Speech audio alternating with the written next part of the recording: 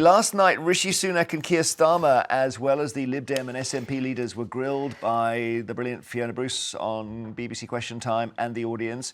And the audience really let the Prime Minister have it when he stood by his vow to leave the European Court of Human Rights if they continued to prevent Rwanda flights from taking off. Take a look. There's only two other countries in the world that don't subscribe to the ECHR. Russia and Belarus.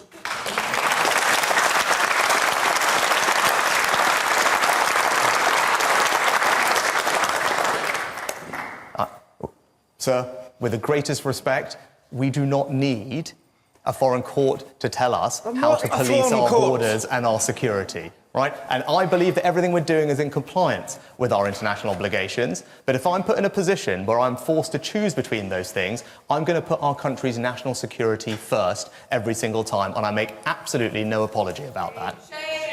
Shame on you. Very interesting, being shouts of shame. Keir Starmer didn't have an easy ride either. He got a grilling from Fiona Bruce about supporting the previous Labour leader, Jeremy Corbyn, who he's since tried to disown. And he's now worked on a better answer to this. Just answer this yes or no. When you said Jeremy Corbyn would make a good Prime Minister, did you mean it? Look, he would be a better Prime Minister. Well, look what we got, Boris Johnson. A man who made massive promises, didn't keep them, and then had to leave Parliament in disgrace. Did you think he'd make a great, not even just a good, a great Prime Minister? I didn't think we were in a position to win that election. And the more I look at the preparation we've now done... That's not an answer. The more I look at the preparation we've now done, the more convinced I am about that. I don't get why...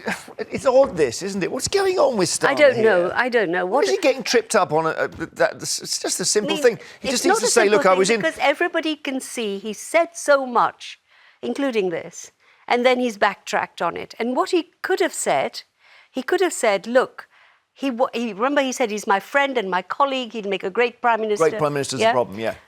That I decided to put the country and party before that, and I had to turn on him. Why doesn't he just say, look, when I said I thought he'd be a great Prime Minister, I was fibbing.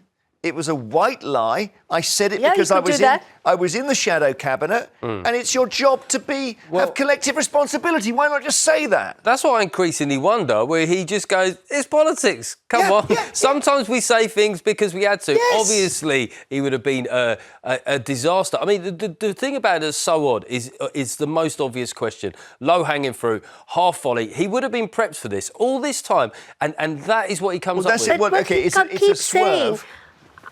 We weren't going to win. That's not the question. It's not the question. No. So the question is, why did you tell us that Corbyn would be a great Prime Minister when you didn't think he would be? And his answer is, I never thought we would win. Why doesn't he just instead say, look, come on, Fiona, you weren't born yesterday. Yeah.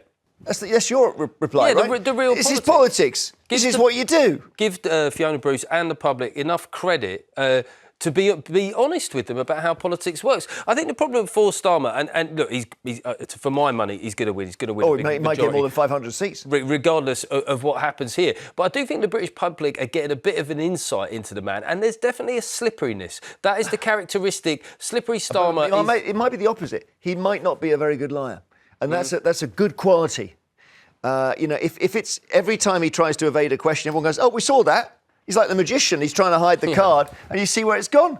What about Sunak, though, last night? He looked tetchy.